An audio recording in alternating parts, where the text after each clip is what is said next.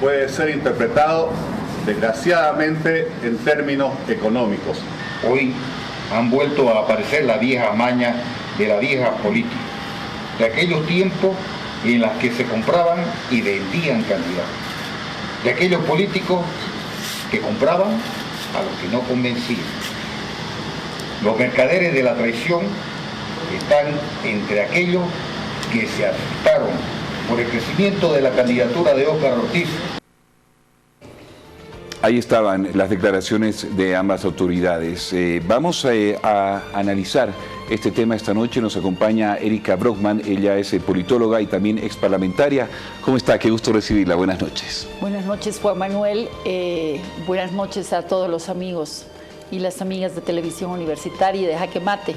Y un saludo especial a Jimena Galarza, que no puede estar en esta oportunidad con nosotros. Muchísimas gracias. Sí. Cuénteme, usted ha visto ya un poco el background, los antecedentes de esta información.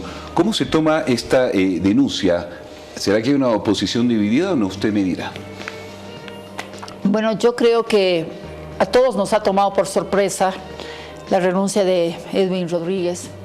Nos ha tomado por sorpresa, así como a nosotros, también a los propios jefes, al núcleo duro de los demócratas en Santa Cruz.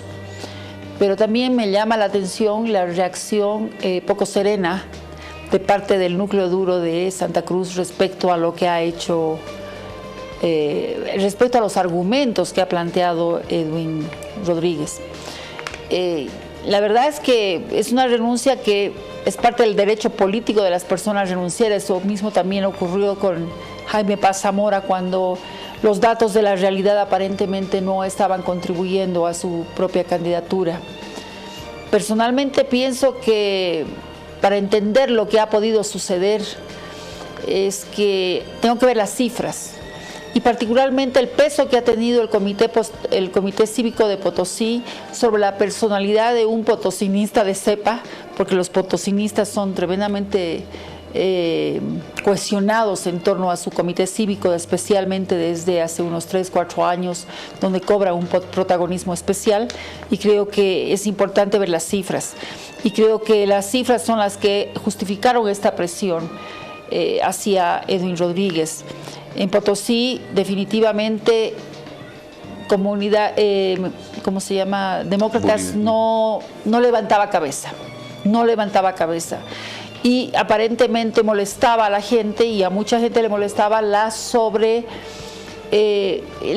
focalización tan severa que tenía Óscar Ortiz para criticar a Carlos Mesa, como desubicándose respecto a quién era el verdadero adversario. Y creo que los potosinistas estaban absolutamente claros que aquí no se podía fragmentar la oposición, y que es un llamado a la gente a responder conforme están yendo las tendencias de la votación.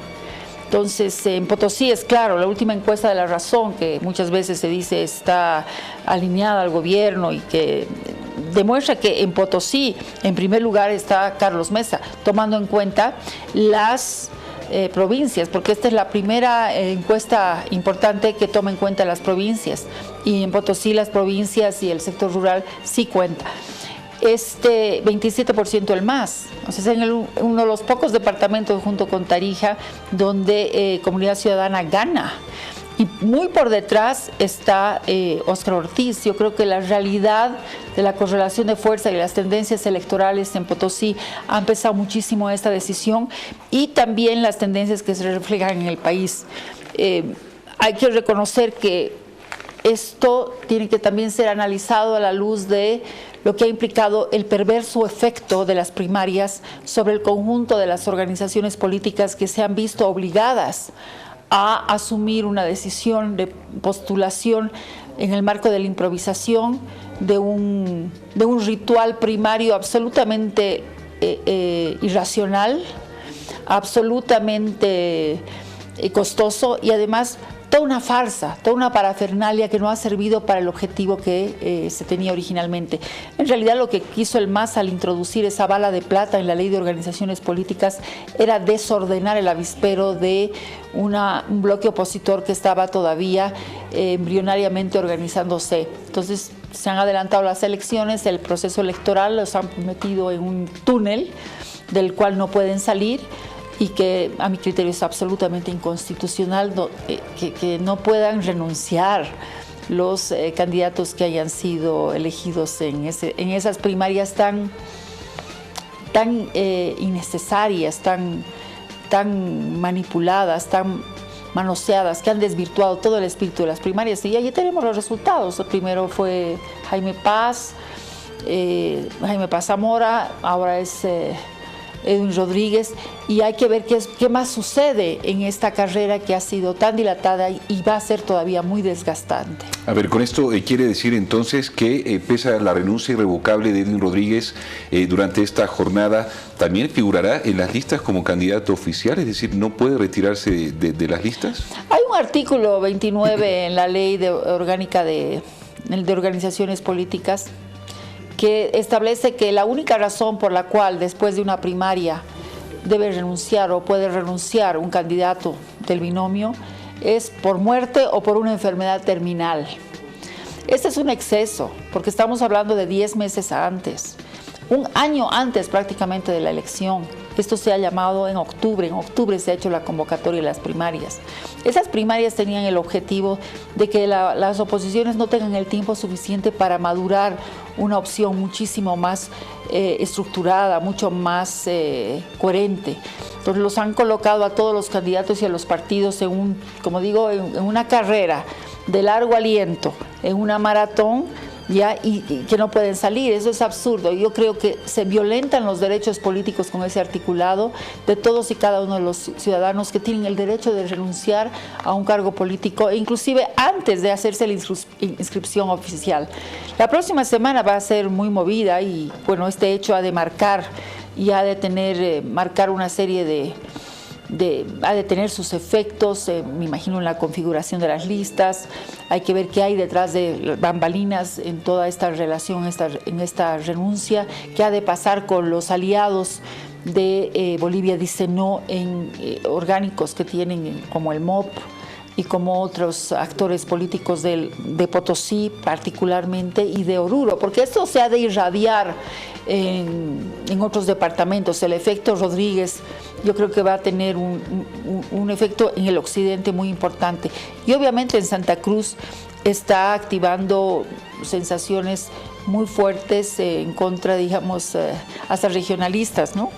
He estado leyendo las redes sociales, la reacción de varios cruceños como que fuese una reacción anticruceña. Pero creo que aquí hay que estar mucho más serenos, hay que mirar lo que ha de suceder. No siempre se tiene certeza de cuáles han de ser los efectos de una renuncia de esta naturaleza. Ahora, efectivamente, se daba a conocer durante esta jornada la carta oficial a través de diferentes medios de comunicación. Vamos a resaltar solo algunas partes. Decía en esta carta que se debe a una determinación efectivamente del Comité Cívico Potosinista por la estrategia electoral unilateral de los demócratas, citamos textualmente, que tiende a dividir a la oposición y restar votación, en este caso a Comunidad Ciudadana de Carlos Mesa, es lo que decía esta carta. Bolivia Dice No insinuó que ha habido un acto corrupto de Rodríguez y este último ha respondido que un ladrón piensa que todos son de su misma condición. ¿Qué nos da a entender estos dichos, en este caso, entre Rodríguez, Costas y también Ortiz? Bueno, creo que es una reacción poco serena y está incurriendo precisamente en lo tradicional de la política, el canibalismo discursivo. Y el canibalismo discursivo es parte de la vieja política. Y creo que hay que reconocer que Óscar Ortiz ha sido muy duro y ha estado siempre incidiendo en quitarle votos a Comunidad Ciudadana y tratar de remontar el 10%. Y se lo veía muy activo en la campaña junto con Edwin Rodríguez, porque la condición de senadores les da además una palestra muy particular y muy especial. En todo caso, creo que a la gente tampoco le ha gustado mucho eso de que se vea al adversario en el bloque de la oposición y no al adversario verdadero. Y ojo, que los potosinistas están absolutamente convencidos que hay que sacar a Evo Morales del poder. Tienen una experiencia muy traumante, un desencanto muy fuerte en esa plaza que era absolutamente azul. Potosí era un bastión del MAS. Era uno de los bastiones más importantes, junto con Cochabamba y Oruro. Y ahora resulta que hace tiempo ya, desde el año 2011, cuando empiezan las primeras protestas liderizadas por el Comité Potosinistas, empieza a haber un giro en la preferencia electoral, un giro en las decisiones políticas del pueblo potosino. Y el ejemplo es este, ¿no? En el 21F, en Potosí, que era una plaza del MAS, el no gana con 53% respecto al sí. Y en las encuestas, como decía en La Razón, está prácticamente invisible los demócratas, o sea, Bolivia dice no, esa alianza estaba invisible. Entonces han debido observar los potosinistas que están radicalmente decididos a que haya un recambio de gobierno, de que la fragmentación hace daño. Y la influencia de un comité potosinista en Potosí es realmente muy importante, al extremo de que estamos viendo renunciar a un candidato que seguramente no veía ninguna posibilidad en ese frente. Es lastimoso que pasen estas cosas, pero más lastimoso es ese cruce de palabras que se está viendo. Y hoy día con los medios de comunicación nadie puede ocultar ese tipo de cosas. Los diálogos mediatizados no necesariamente son los mejores. Ese tipo de situaciones son las que ahuyentan precisamente a la gente que está cansada de la política. Ahora, justamente usted está hablando de un tema, de lo que decía Rodríguez en su carta, dividir a la oposición y restar votación a Comunidad Ciudadana de Carlos Mesa. Rodríguez también ha sido enfático, él dice que no apoya a Carlos Mesa, que no es santo de su devoción, en palabras textuales, pero al estar en segundo lugar en muchas de las encuestas, por lo menos a nivel nacional, es la solución para enfrentar a Evo Morales. ¿Usted considera que es así? Bueno, las cifras así están. Y yo personalmente pienso que esa parece ser la opción de todos aquellos que queremos que se termine este ciclo de 13 años y que se termine la impostura respecto a lo que eran las promesas de realmente abandonar el poder. O sea, este afán de concentrar el poder es resistido por la gente. Entonces la gente ha de votar, va a buscar el voto útil, lo que se llama eso en ciencia política y en comportamiento electoral. Mucha gente votó por Evo Morales, no siendo su santo de devoción el año 2005, porque querían que se vayan todos los que estábamos en esas épocas, ¿no? O sea, estaban absolutamente desencantados y estaban con rabia frente al sistema político que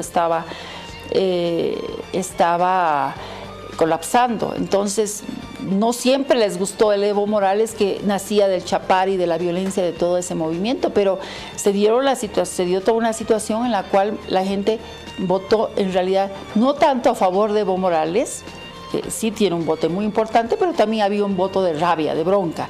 Entonces ahora mucha gente probablemente también recurre al voto útil para evitar de que se redite un ciclo de otros 5 años con un gobierno que, a mi modo de ver, está desdibujando todo lo bueno que pudo haber dejado y sembrado en el país.